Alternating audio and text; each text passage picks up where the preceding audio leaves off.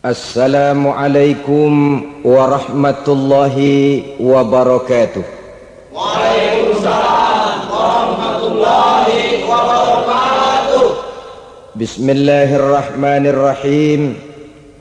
Alhamdulillahi rabbil alamin.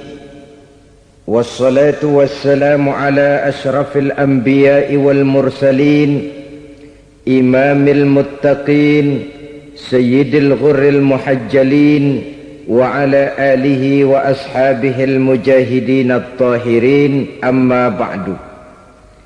Saudara-saudara kaum muslimin rahimakumullah,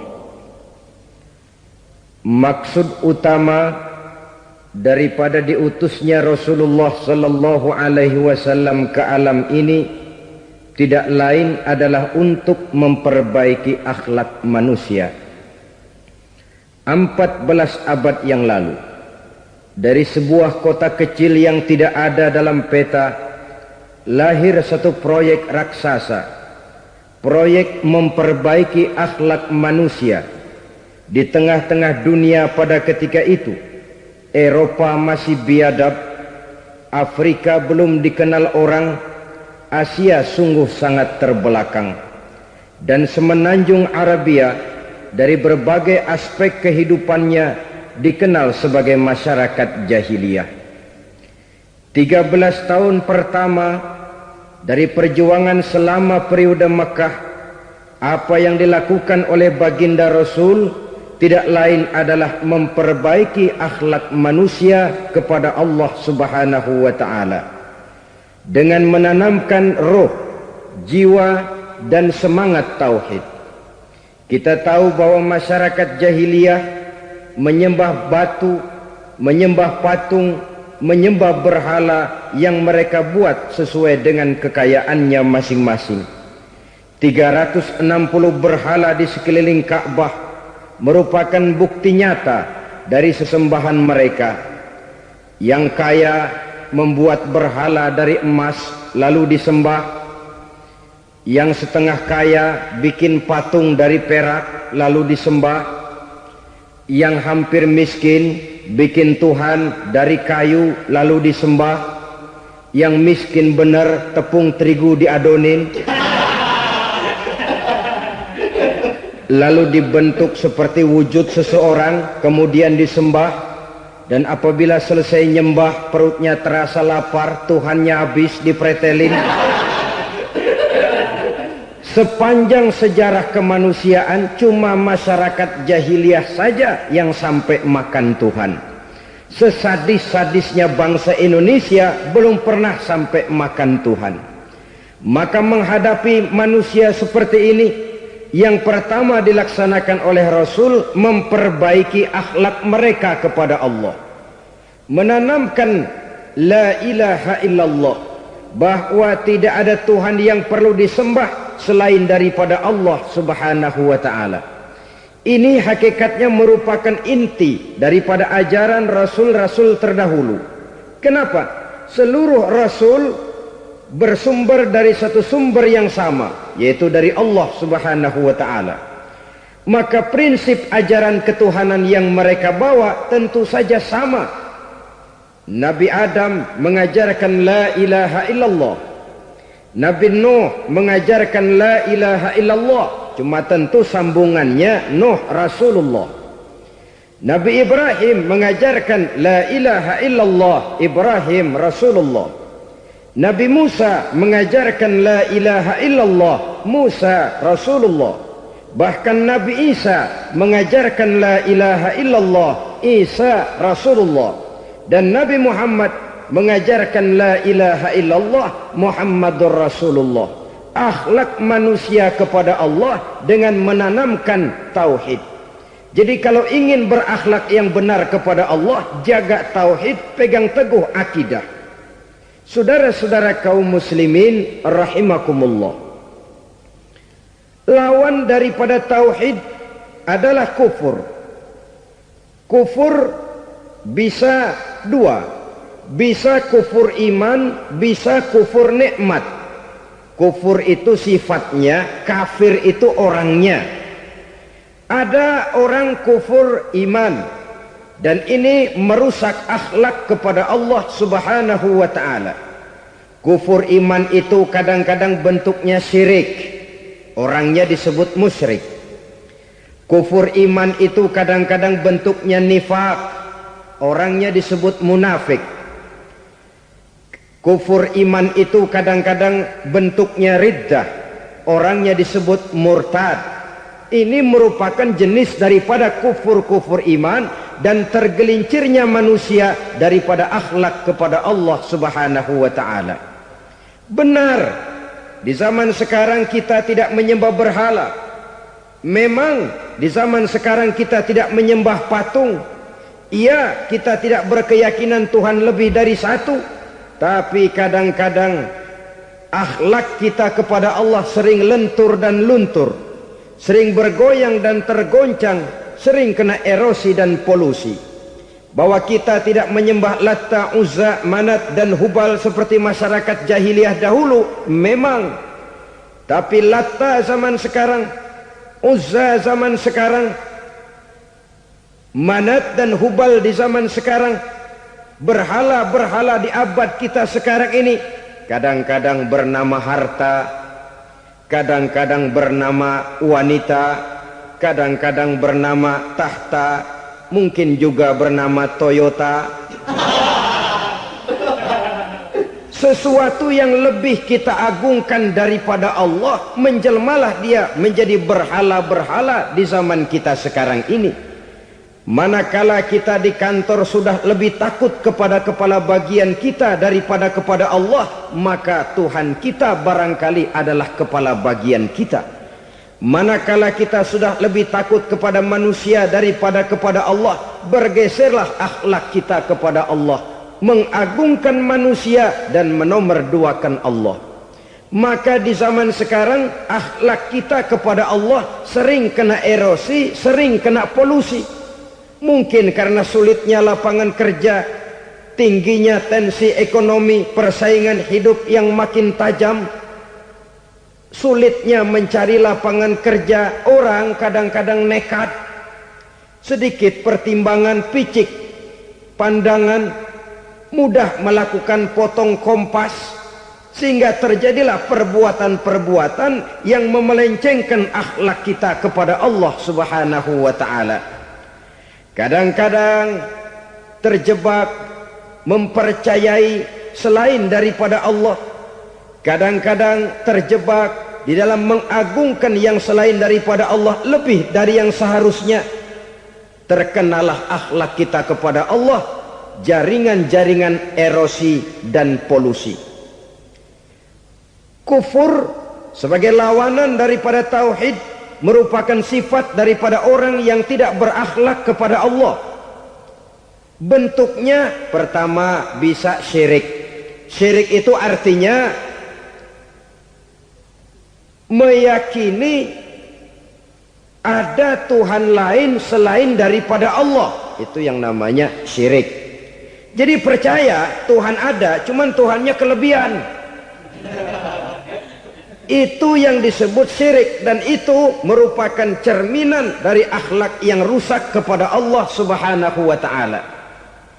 Berkeyakinan Tuhan lebih dari satu, berkeyakinan bahwa Tuhan itu beranak atau diperanakkan, atau mengagungkan sesuatu sama dengan Allah, atau menjadikan yang selain Allah sebagai tujuan akhir daripada perjalanan kehidupan ini, maka itu sudah terjebak kita dalam musyrik. Dan syirik satu dosa yang tidak berampun. Bahasa kasarnya, yang namanya syirik itu jenis bapak moyangnya dosa. Saudara-saudara, sebab itu saya pesan, kalau memang terpaksa, biasanya yang tinggal di kota-kota besar itu kalau tidak kepengen dosa kan susah. Kalau terpaksa harus bikin dosa, cari yang kecil-kecil saja, yang kira-kira taubatnya gampang. Umpamanya pulang sholat Jumat nukar sendal, umpama yaitu jelas dosa. Tapi dosa yang taubatnya agak mudah. Jangan sampai terjebak ke dalam syirik. menyekutukan Allah. Kalau sudah menyekutukan Allah, Allah dimadu, murka benar Allah kepada kita. Innallaha la yaghfiru ayyushraka bih wa yaghfiru ma duna dzalika liman yasha. Allah tidak akan memberi ampun kepada orang yang menyekutukannya dengan sesuatu, tapi Allah mau mengampunkan dosa yang selain itu bagi orang yang dikehendakinya. Jadi orang-orang yang sudah terjebak syirik, menyekutukan Allah, meyakini ada Tuhan lain selain daripada Allah, meyakini Tuhan beranak atau diperanakkan, bagaimanapun baiknya mereka di dunia, bagaimanapun sosial jiwanya, bagaimanapun pemurah tangannya memberikan santunan dan pertolongan kepada orang lain, kalau sudah syirik, seluruh nilai kebaikannya akan tidak ada gunanya lagi, karena tidak ada tempat nilai kebaikan itu bergantung. Sedangkan kita berbuat baik agar diterima oleh Allah. Kalau Allahnya marah kepada kita, siapa yang akan menerima nilai kebaikan itu sendiri? Ini bentuk yang pertama. Yang nyata-nyata menyembah berhala, syirik. Yang nyata-nyata beriktikad Tuhan lebih dari satu, syirik. Atau yang tersamar. Yang tersamar itu yang sering jadi penyakit kita. Saya sejak ada perkutut ini di rumah, perkutut. Saudara-saudara, yang merusak akhlak kepada Allah, yang merusak tauhid setelah syirik, bisa juga berbentuk nifak. Nifak itu sifatnya, orang yang punya sifat nifak disebut munafik. Asal katanya dari nafakun. Nafakun itu satu lubang yang punya dua muka, seperti goa, ada tempat masuk, ada tempat keluar. Maka munafik orang yang punya dua muka. Kalau bahasa kita, pandai bermain minyak di atas air, manis jika berhadapan, balik belakang lain bicara. Sehingga apa yang dinamakan nifak, kata Imam Ali Al-Jurjani dalam kitab ta'rifatnya, izharul imanu bil lisan wa kitmanul kufri bil qalbi. Menyatakan, menampakkan iman dengan lidahnya, tapi menyembunyikan kekafiran dalam hatinya. Dengan kata lain, lidahnya mah iman, hatinya mah kafir. Padahal hati itu yang dilihat, padahal hati itu yang dinilai. Kenapa lidahnya mengaku iman? Ya mungkin karena kepepet, mungkin karena kepentingan, mungkin karena ingin mencari kelemahan orang, lalu dia pura-pura beriman. Tapi sesungguhnya hatinya kufur. Ini merupakan penyakit munafik. Dan terus terang, menghadapi orang munafik jauh lebih berat daripada menghadapi orang kafir. Kenapa? Munafik ini kan musuh dalam selimut. Mau dibilang musuh nyata-nyata, apalagi di zaman Rasul ya, ketika periode Madinah, berat sekali menghadapi orang munafik. Mau dibilang kafir, kalau ketemu assalamualaikumnya medok juga. Mau dibilang mukmin, di belakang ngegerundel, nyari-nyari penyakit, nyari-nyari lantaran, mencari-cari gara-gara. Kalau kafir jelas kafirnya, kalau musyrik jelas musyriknya. Tapi munafik, di depan kita dia mengaku beriman, di belakang kita dia caci maki kita. Maka demikian rupa watak orang munafik, Allah benci betul. Sampai dalam Quran orang munafik itu divonis innal munafikin fid darkil asfal minan nar. Orang-orang munafik di dasar jurang neraka yang paling bawah, keraknya neraka. Saudara-saudara kaum muslimin rahimakumullah, sebab munafik sangat berbahaya, membahayakan umat, membahayakan agama. Di depan kita mereka ngaku pura-pura beriman, kalau pidato luar biasa, memuji agama setinggi langit, menampakkan seolah-olah dia orang yang dekat dengan agama. Saudara-saudara, agama penting, agama mutlak. Tapi yang ngomong begitu agamanya apa? Remeng-remeng. Cuma sekedar lipstick, cuma sekedar dekorasi, cuma sekedar kamuflase buat ngibuli orang lain. Dia mengaku beragama, mengatakan agama mutlak, menganggap agama penting, seolah-olah memperhatikan benar tentang tatanan kehidupan beragama, tapi sebenarnya di hatinya tidak lebih berkecamuk penyakit-penyakit kufur. Maka sifat munafik ini termasuk menodai tauhid, artinya merusak akhlak kita kepada Allah Subhanahu wa ta'ala. Sifat yang ketiga yang juga merusak akhlak kita kepada Allah dinamakan riddah. Riddah itu sifatnya, orang yang punya sifat riddah disebut murtad. Murtad keluar dari Islam. Keluar dari Islam tentu tadinya di dalam Islam. Oleh satu perbuatan dia bisa menjadi murtad. Misalnya tadinya dia iman benar kepada Allah, tapi melarat. Kadang-kadang sehari masak, 3 hari libur. Akhirnya oleh kesulitan ekonomi dia tidak kuat. Ada yang menawarkan kebaikan, dibawain supermi, dibawain obat-obatan, diberikan beras. Goyah imannya.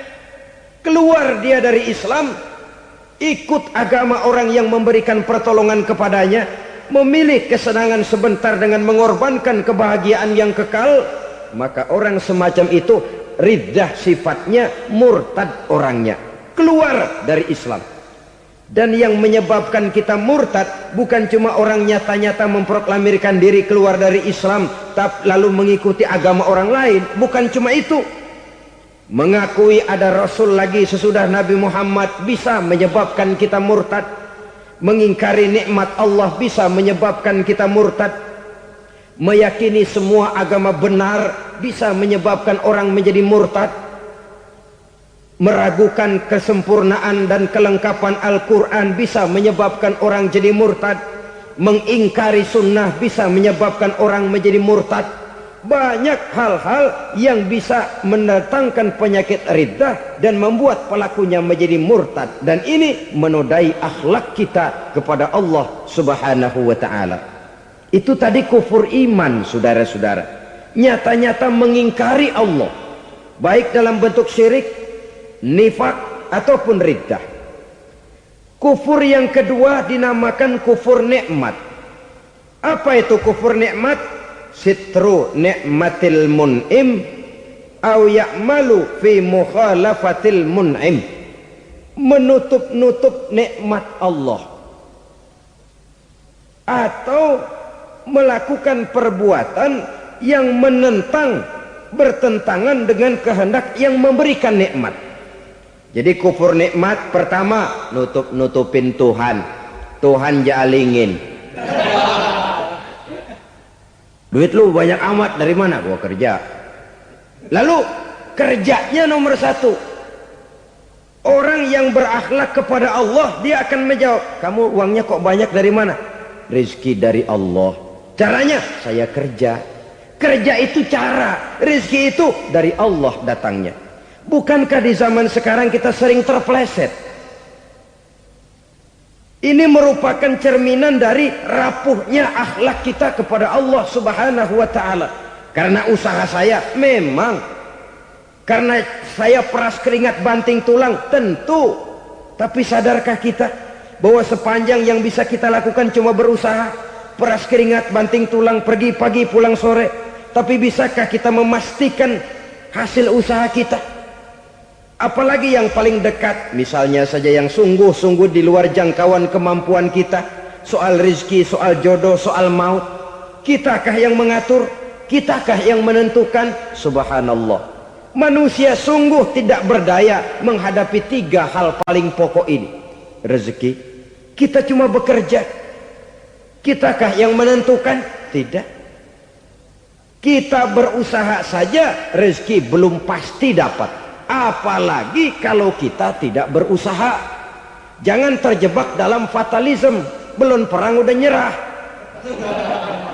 Emang dasar rezeki datangnya dari Tuhan, gak usah kerja, dan ntar juga kalau dia datang.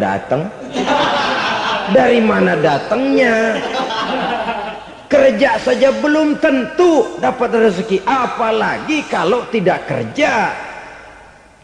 Yang jelas usaha perlu kepastian, itu urusan Allah. Ini akhlak kepada Allah Subhanahu wa ta'ala. Jodoh juga begitu. Kita berusaha, kita berupaya, Allah menghendaki lain, lain jadinya. Maut juga begitu. Siapa sih yang pengen ngadepi maut? Siapa sih yang pengen mati? Siapa sih yang pengen ketemu malaikat Israel? Tidak seorang pun kalau ditanya, kecuali mereka yang putus asa ya. Kalau otaknya masih normal, mau mati mesti belakangan dulu udah dikit. Tapi yang satu itu saudara, kalau dia sudah datang, tenaga mana yang bisa menolak? Kalau dia sudah berkunjung, kekuatan mana yang bisa menghindar? Kalau dia sudah ingin bertemu, kemana kita bisa melarikan diri? Manusia sepanjang yang dia lakukan hanya berusaha, tapi kepastian, ketentuan dari Allah Subhanahu wa ta'ala. Orang yang kufur nikmat, nutup-nutupin Allah. Dia merasa rezekinya adalah mutlak peras keringatnya, seolah-olah Allah nggak punya peranan apa-apa di situ. Oh, ini kan saya bisa rumah begini karena saya kerja keras. Oh, ini mobil saya begini saya kerja keras. Peras keringat, banting tulang, keras.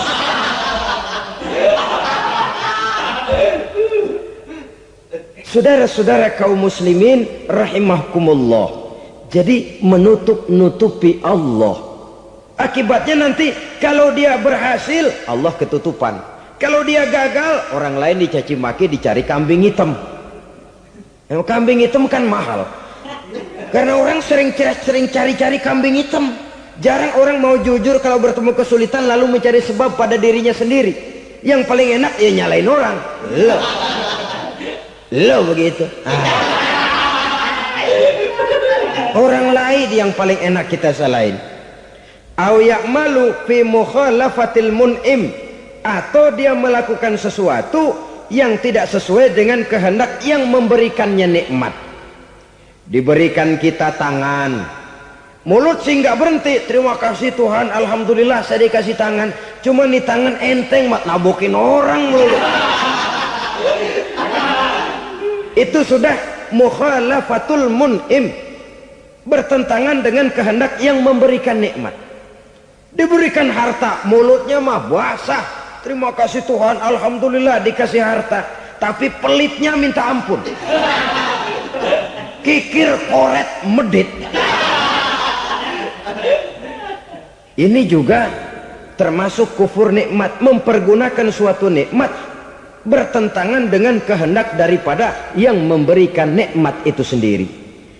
Saudara-saudara kaum muslimin rahimakumullah, oleh karenanya kufur iman memang lebih bahaya daripada kufur nikmat. Tapi jangan lupa, kufur nikmat bisa menyeret orang kepada kufur iman.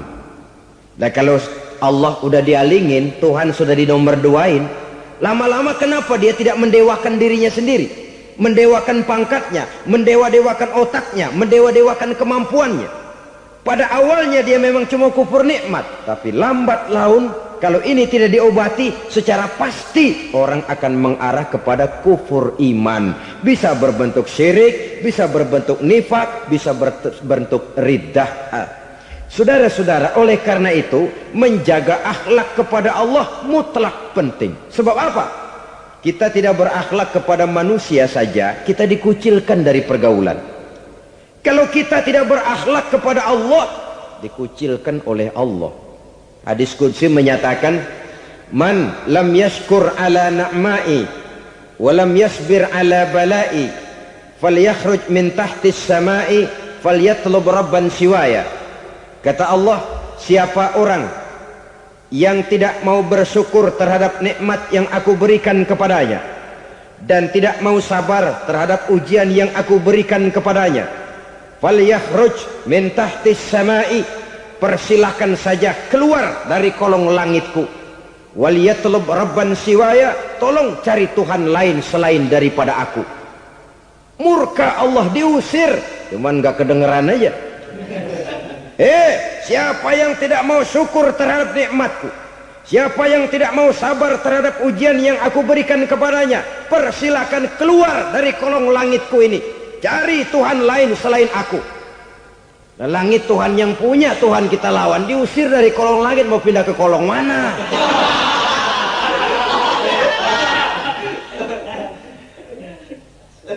Jadi jangan merasa kufur nikmat kan enteng. Iya, kelihatannya begitu, tidak sebahaya kufur iman. Tapi kufur nikmat ini merupakan anak tangga yang kalau kita sudah mulai naik, kita akan naik terus sampai kepada tingkat di mana kita mengalami kufur iman. Kalau sudah ke sana, maka akhlak kita kepada Allah terkenalah erosi, terkena polusi, hancur akhlak kepada Allah, dan itulah sumber kesengsaraan abadi. Kalau cuma kita tidak berakhlak kepada manusia, barangkali resikonya cuma kehidupan di dunia ini. Mungkin juga ada kehidupan akhirat, tapi kalau sudah tidak berakhlak kepada Allah, dunia akhirat kita rugi dan celaka.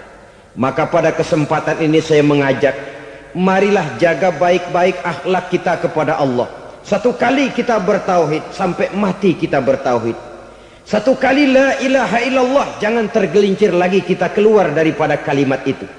Satu kali kita bertuhankan Allah, jangan bertuhan yang lain selain daripada Allah. Jangan sekutukan Allah, jangan samakan Allah dengan sesuatu, jangan mengangkat yang lain sama agungnya dengan Allah. Sebab dengan demikian kita seolah-olah sudah mengotori akhlak kita kepada Allah subhanahu wa ta'ala. Ini berat saudara-saudara, ini tidak ringan. Kadang-kadang saya katakan tadi, masalah ekonomi, kadang-kadang persaingan hidup yang makin tajam, di tengah lapangan kerja yang makin sulit, di tengah orang banyak potong kompas. Kalau berpatokan kepada nilai tauhid, la ilaha illallah, tidak ada Tuhan selain Allah, maka saya tidak akan takut kecuali hanya kepada Allah. Saya tidak akan menggantungkan hidup kecuali hanya kepada Allah. Saya tidak akan minta rezeki kecuali hanya kepada Allah. Kadang-kadang situasi yang nekat membuat kita kehilangan keseimbangan, kehilangan pertimbangan, picik pandangan. Akibatnya kita merusak akhlak kepada Allah subhanahu wa ta'ala. Ironinya kan orang sekarang kalau ditanya, lu nyolong ya? Iya. Kok berani? Emang. Lu nggak tahu Tuhan lihat? Tahu. Kok nyolong juga? Biarin. Kalau Tuhan mah lihat, jangan kagak ribut. Nggak ribut katanya. Kalau orang lihat, 2 orang saja tahu, geger kelurahan. Ini kan sudah mendustai dirinya sendiri, sudah merusak akhlaknya kepada Allah subhanahu wa ta'ala. Tuhan nggak ribut katanya. Saudara hadirin yang saya hormati, jadi oleh karenanya akhlak kita kepada Allah merupakan basis daripada kehidupan beragama. Kalau itu sudah mulai rapuh, mulai terkena erosi dan polusi, mulai rusak, dikhawatirkan nanti nilai ibadah kita kepada Allah juga akan turut ambruk karenanya. Saudara-saudara kaum muslimin rahimakumullah, tugas yang kedua memperbaiki akhlak manusia kepada sesama manusia. Kita tahu Islam sesuai dengan namanya adalah agama damai. Maka akhlak manusia kepada sesama manusia menempati porsi yang penting dalam kehidupan beragama. Bagaimana seorang muslim bergaul, bertata krama terhadap sesama manusia. Mari kita lihat lebih jauh persoalannya. Untuk memudahkan pembicaraan dari kacamata agama, kita kelompokkan saja manusia itu dalam 2. Pertama yang seiman, dan yang kedua yang tidak seiman. Yang tidak seiman itu kita sebut saja kufur atau kafir. Nah, kepada yang kafir pun kita diajarkan untuk berakhlak, apalagi kepada yang memang nyata-nyata seiman, sekeyakinan, seakidah. Kemanapun Islam datang, ke negara manapun ia masuk, ia tidak menaburkan kerusakan. Jadi tidak benar kalau orang pernah itu menggambarkan, saking sentimennya seorang orientalis pernah menggambarkan Nabi Muhammad di tangan kirinya Quran, di tangan kanannya pedang, menggambarkan seolah-olah Islam dikembangkan dengan kekerasan. Sebenarnya tidak sama sekali. Kalaupun dalam sejarah perkembangan Islam pernah terjadi perang, maka perang dalam Islam sesungguhnya apabila kita amati sejarahnya bukan untuk memaksakan agama, karena memang agama tidak bisa dipaksakan, tetapi justru untuk mempertahankan agama dari segala macam hambatan, rintangan, hinaan dan fitnahan. Tapi kemanapun yang jelas Islam masuk, dia tidak pernah membuat kekacauan, kerusuhan ataupun penghancuran. Candi Prambanan bahkan dipugar, gereja-gereja tidak ada yang dihancurkan oleh umat Islam. Kenapa? Islam agama damai. Soal agama, soal lakum dinukum waliyadin, la ikraha fid din, qad tabayyana ar-rusdu minal ghayy. Tidak ada paksaan dalam beragama, sebab nyata yang benar dengan yang tidak benar. Belum pernah ada orang kafir masuk ke perkampungan orang Islam lalu dikejar-kejar, diteriakin kafir, kafir, sunatin.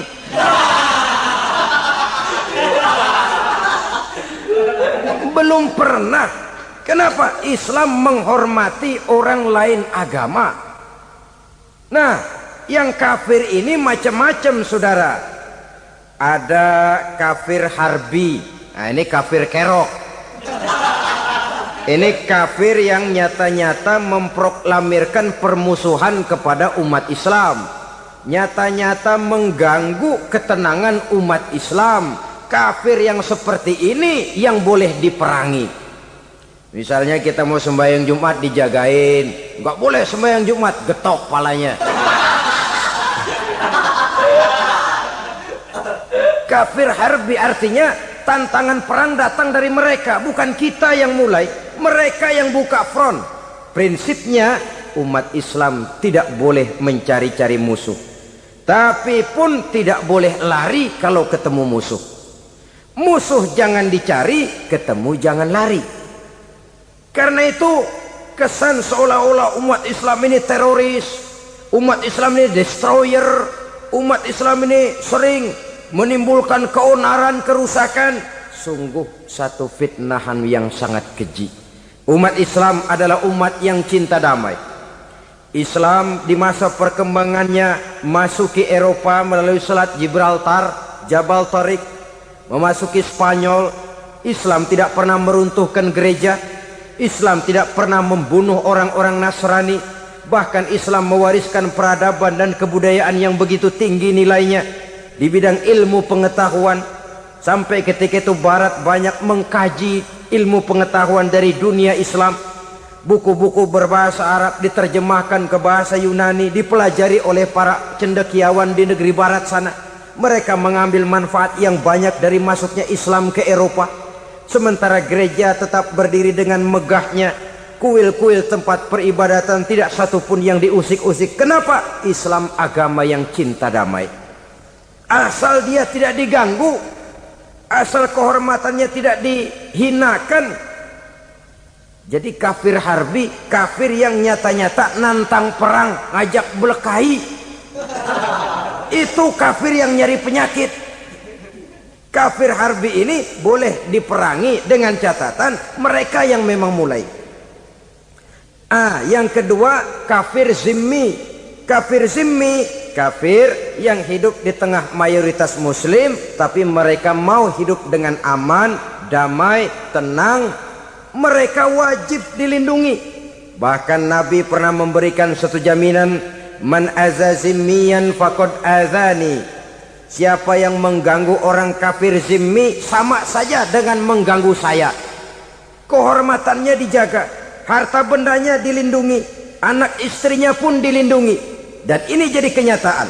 Saudara bisa lihat di negara-negara yang mayoritas penduduknya beragama Islam, orang-orang kafir di luar Islam hidup dengan tenang, aman, damai. Di Saudi Arabia, di luar tanah haram, di luar Mekah dan Madinah, banyak orang-orang kafir mencari nafkah. Mereka tenang, aman, dilindungi undang-undang. Begitu di Mesir, begitu di negara Indonesia yang berdasarkan Pancasila ini. Kehidupan beragama menimbulkan gairah, rukun, tenang, aman, damai, sepanjang tidak saling ganggu, tidak saling usik, menghargai orang yang sudah beragama. tidak menjadikan penganut suatu agama sebagai sasaran dari dakwah agama lainnya. Saudara-saudara kaum muslimin rahimakumullah. Jadi memang oleh Al-Quran kita dianjurkan asyidda 'alal kuffar ruhama bainahum. Tegas kepada orang kafir, kasih sayang kepada sesama muslim. Tapi tegas bukanlah berarti marah-marahan, bukan berarti musuh-musuhan, bukan ngajaki perang. Tegas dalam arti punya garis tentang kehidupan beragama, lakum dinukum waliyadin. Soal kehidupan sosial, mari kerjasama. Bangun jalan, ayo rame-rame. Siskamling, mari bebarengan. Bikin puskesmas, mari sama-sama. Tapi kalau sudah soal agama, itu tidak perlu ada toleransi agama. Yang perlu toleransi antar umat beragama. Kalau umatnya mau kerjasama silakan, tapi tidak menyangkut soal ibadah. Jangan kerjasama di bidang ibadah. Itu kerjasama yang salah pasang, saudara-saudara. Sehingga dengan demikian toleransi adalah menyangkut kehidupan antar umat beragama. Sedangkan agama sendiri punya coupling yang nyata. Sehingga dengan demikian tegas kepada orang kafir dalam arti kita punya satu kepribadian. Tidak ngambang. Enggak, lalu kalau ditanya orang, sebenarnya agama lu apa sih? Ah, gua mah gimana musimnya aja. Agama pakai musim kayak rambutan. Akhirnya ya begitu, musim-musiman. Ke masjid kelihatan, ke gereja hayo, ke candi nongol, ke apa? Bingung malaikat bagaimana nyatetnya nih bocah ini. Di mana aja ada. Kita punya satu kepribadian. Saya muslim dan garis saya ini, lakum dinukum waliyadin. Bagi Tuhan persilakan agama Tuhan, bagi kami agama kami. Kami hormati Tuhan, Tuhan hormat kepada kami. Tapi soal agama couplingnya jelas. Kerjasama, mari urusan muamalah, bidang sosial. Yuk kita siskamling sama-sama dengan orang lain agama. Mari jaga kerukunan, kesatuan, persatuan, kekompakan. Perbaiki jalan yang rusak, mari sama-sama. Mendandani jembatan yang runtuh, mari sama-sama. Tapi sembahyang, kaplingnya lain-lain. Sebab Nabi juga dulu pernah ditawarkan begitu loh sama kafir jahiliyah dulu, Quraisy itu.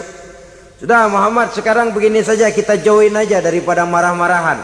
Hari ini saya oke, menyembah Tuhanmu Allah. Besok gantian kamu menyembah Tuhan kita, Latta, Uzza, Manat dan Hubal. Turun, qul ya ayyuhal kafirun la a'budu ma ta'budun. Soal ibadah kaplingnya jelas, tidak boleh dicampur adukkan. Sebab kalau tidak, kita akan mulai kehilangan identitas diri. Dan disitulah krisis kehidupan keyakinan beragama dimulai. Dari krisis identitas. Hujan gede kan mulainya gerimis dulu. Di mana-mana ya gerimis dulu. Gerimis makin lama makin gede. Kita akan mulai dengan kehilangan identitas diri. Dari sana nanti kita malu mengakui keislaman kita. Kalau orang Islam malu mengakui keislamannya, ini kan ironi, menyedihkan.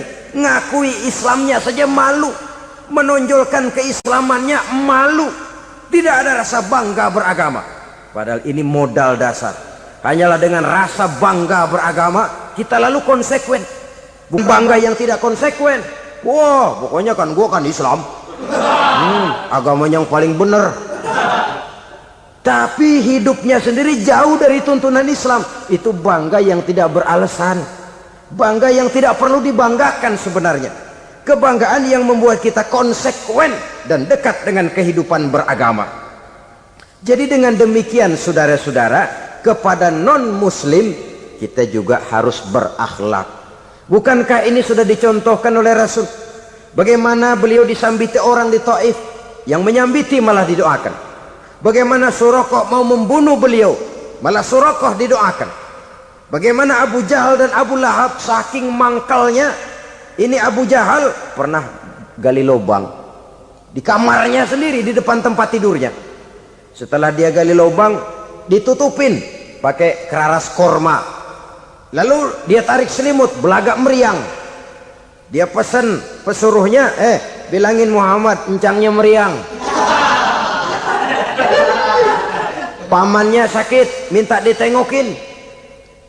Nabi dengan segala husnuzonnya berangkat nengokin. Abu Jahal dari balik selimut ngintip. Ah, itu dia Muhammad, itu dia tuh. Dia tuh, masuk Dani, masuk. Mulai di jalan, senang Abu Jahal. Ah, terus dah. Begitu ke pelosok, masuk ke lubang, gue pendem terus dah. Memang niatnya mau mencelakakan Nabi. Sudah tinggal beberapa langkah lagi Nabi akan berjalan ke arah lubang itu. Malaikat Jibril ngasih tahu, Muhammad, Abu Jahal pamanmu cuma pura-pura sakit. Di depan tempat tidur itu ada lubang sudah dia gali untuk menjerumuskan kamu. Sudah balik pulang. Balik badan Nabi. Sudah hampir mau melangkah, kakinya malah muter pulang. Abu Jahal yang ngelihat Nabi sudah hampir jatuh nggak jadi, balik pulang. Lupa kalau lagi sakit. Udah Muhammad buruan sini. Nabi ke pintu, dia kejar. Dia lupa sama lubang yang dia gali. Begitu dia kejar, dia yang ke pelosok masuk ke dalamnya. Sejak saat itu ada pepatah, man hafara hufratan waqa'a fiha. Siapa yang suka nggali lubang, dia sendiri bakal terpelosok ke dalamnya. Jatuh dia ke lubang yang dia gali. Padahal ya paling banter 2 atau 3 meter paling dalam. Dari dalam lubang itu dia teriak-teriak, Muhammad, tolongin, pamanmu kecebur. Kasih tahu Muhammad, kasih tahu. Datang lagi lah pesuruhnya, Muhammad, pamanmu Abu Jahal kecebur, minta tolong diangkatin. Sudah diulur tambang, habis sambung lagi, nggak bisa sampai. Masa iya, cuma kamu yang bisa nolong. Apa yang dilakukan Nabi? Balik mau nolongin. Akhlak. Kita kalau ada orang gali lubang buat nyeburin kita, dia sendiri yang kecebur. Gorok gua kagalemin loh. Mati sekalian dah. Nabi mah enggak, balik nolongin tuh Abu Jahal. Kenapa paman kecebur? Iya Muhammad, tolong, tambang udah diulur-ulur, sambung-sambung nggak sampai. Aduh kasihan paman, nih pegang tangan saya. Nabi cuma ulurin tangan, nyampe dipegang oleh Abu Jahal. Diangkat ke atas, nyampe atas, apa kata Abu Jahal? Tambang bergulung-gulung nggak nyampe, kamu cuma pakai tangan doang kok bisa Muhammad, hebat banget sihirmu. Mukjizat dia bilang sihir, udah ditolongin nyelak lagi, kan yang enak kita injak palanya. Orang dulu bilang wah katanya nolongin anjing kejepit, udah selesai ditolongin malah yang nolong digigit. Saudara hadirin yang saya hormati, kepada orang-orang kafir kita harus berakhlak, menghormati mereka, tidak memaksakan satu keyakinan dalam batas-batas yang ditolerir oleh agama, yaitu pada masalah-masalah sosial dan muamalah. Itu kepada non-muslim, apalagi kepada sesama muslim. Baik akhlak kepada orang tua, akhlak kepada guru, akhlak kepada jiran atau tetangga, itu semua termasuk dalam akhlak kepada sesama manusia. Akhlak kita kepada orang tua, kadang-kadang kita orang timur ini ketularan orang barat. Engkongnya dianggap CS. Salaman main kedet aja, halo kong. Engkongnya bahalo dibengong. Saudara-saudara kaum muslimin rahimakumullah, akhlak yang tua kepada yang muda, akhlak yang muda kepada yang tua, kepada jiran dan tetangga, kepada sanak famili dan handai tolan, pendeknya kepada sesama muslim.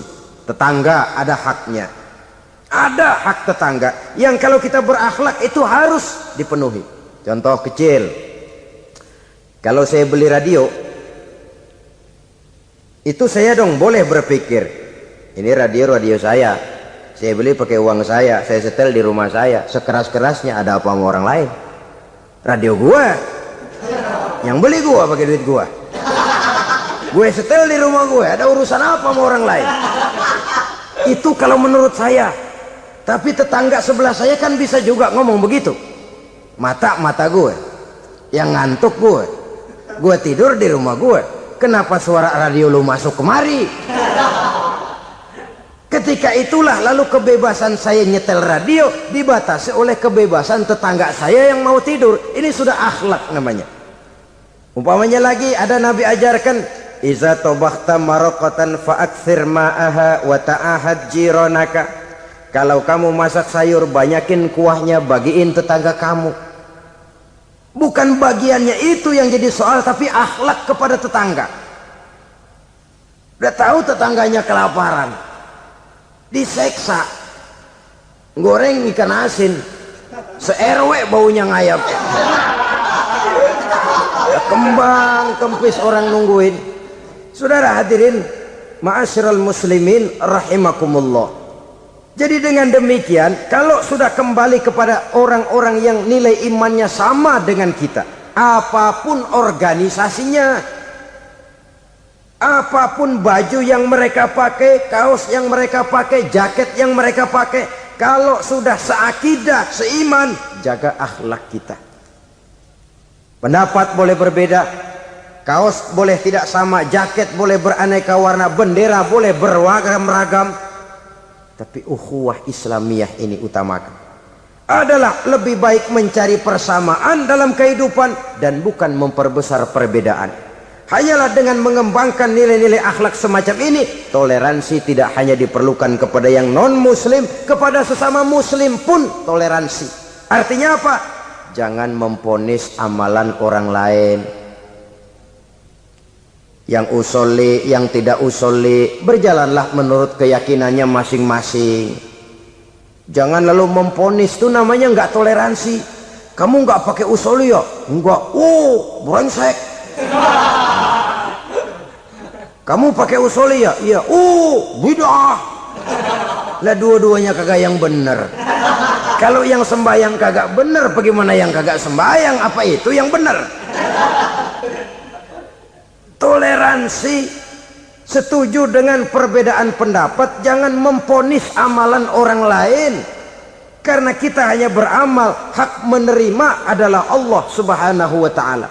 Jangan sebentar-bentar mencap bid'ah, dolalah, finnar, neraka. Kayaknya neraka kapling orang tuanya kali. Gampang bener masukin orang ke neraka. Kita kadang-kadang bisa toleransi dengan orang luar, tapi kepada sesama muslim toleransi tidak sanggup kita adakan. Mengklaim merasa kita yang benar, orang lain salah semua, itu tidak toleransi namanya.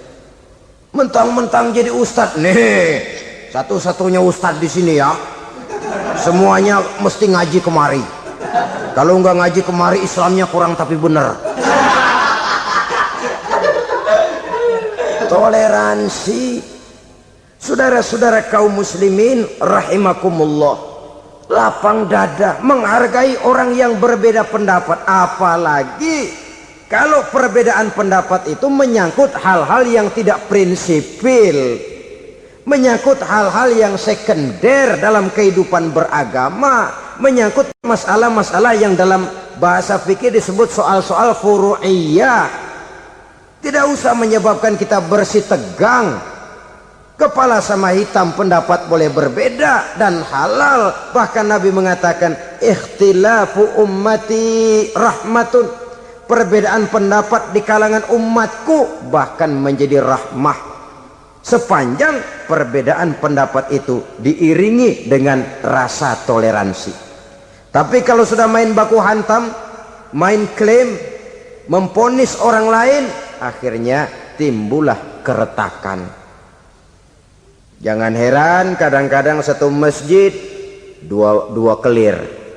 Ya soal kelir boleh kelar-kelir, boleh kelar-kelir, tapi kalau harus terlalu mencolok menyebabkan timbulnya keretakan, saya kira yang akan turun bukan lagi rahmah tapi bala.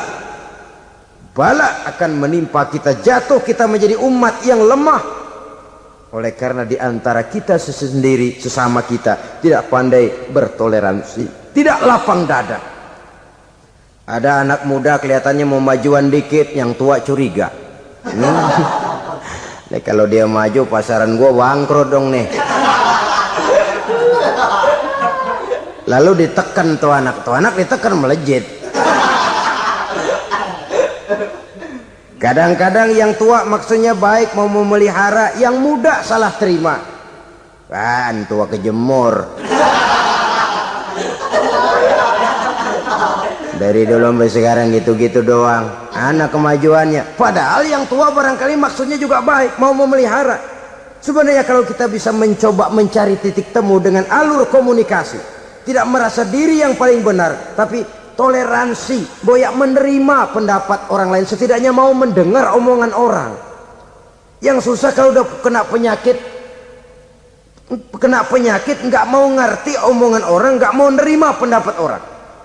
Kodok di kolong tempayan, cukeng kayu asem, asal ijo udah ijo aja ijo dah. Nggak ngerti omongan orang yang kayak begini, yang orang jadi kesandung. Oleh karena itu saudara-saudara, alangkah nikmatnya kehidupan ini apabila kita menyadari kita ini ummatan wahidah, satu umat yang satu, yang diikat dengan akidah. Kalau kepada yang non muslim saja kita diajarkan untuk berakhlak, apatah lagi kepada yang seiman, seakidah, sekeyakinan. Wajarkah perbedaan pendapat yang kecil-kecil lalu menyebabkan kita bertolak belakang, cerai-berai, centang perenang? Bila bertemu di jalan yang satu menyisih ke kiri, yang lain menyingkir ke kanan. Kalaupun juga bercampur di tengah kumpulan orang banyak, persis air dengan minyak. Yang atu melengos, yang atu madep mojok. Orang lain senyum, dia mau pada manyun. Saudara-saudara kaum muslimin rahimakumullah, realita ini walaupun tidak enak, pahit, tapi masih hidup di sebagian masyarakat kita. Ini yang perlu kita atasi. Soal toleransi kepada orang lain, sejarah sudah membuktikan. Mari kita jangan cuma bisa mengajak orang lain, umat lain untuk bertoleransi dengan kita, tapi kepada sesama kita. Toleransi ini perlu kita tegakkan, perlu kita bina, terutama di dalam kita menuju bentuk ideal daripada konsep ukhuwah Islamiyah ini, yang memang selalu kita akan cari bentuk-bentuk idealnya sejalan dengan perkembangan situasi dan kondisi yang dihadapi oleh umat. Perbedaan organisasi, perbedaan kepentingan organisasi tidak seharusnya menyebabkan kita merasa meremehkan orang lain dan mengangkat diri, mengklaim diri sebagai yang dan ter. Jadi dengan demikian, apabila yang pertama tadi akhlak kepada Allah dinamakan hablum minallah, maka yang kedua ini merupakan hablum minan nas. Jikalau baik akhlak kita kepada Allah, baik akhlak kita kepada manusia, nikmat rasanya menjalani kehidupan. Kadang-kadang orang akhlaknya kepada manusia baik, tapi kepada Allah tidak baik. Hormat sama yang tua, menyayangi yang muda, sama tetangga rukun, tapi sama Tuhan nggak mau sujud. Ini baik kepada manusia, tapi tidak berakhlak kepada Allah. Atau sebaliknya, sujudnya sama Allah mah tekun, bener khusyuk, bahasanya juga fasih, luar biasa. Tapi sama manusia sombong, takabur, ujub, merasanya dia doang yang paling benar. Sebab iblis itu ya, itu kadang-kadang datang lewat hati, dan memang selalu markasnya di situ. Kalau dia tidak bisa menggoda kita dengan yang lain, dia tumbuhkan sifat ujub. Dia bisikin, wah memang di kampung ini yang paling banyak ibadahnya ente, yang lain mana, lihat tuh kerocok semua. Lalu di hati orang itu tertanam sifat iya ya. Nah, tatkala iya ya, dia sudah terkena serangan iblis. Akhirnya apa? Orang lain diremehin. Asalnya kagak mau sembahyang, ya diajak salaman udah najis aja dah.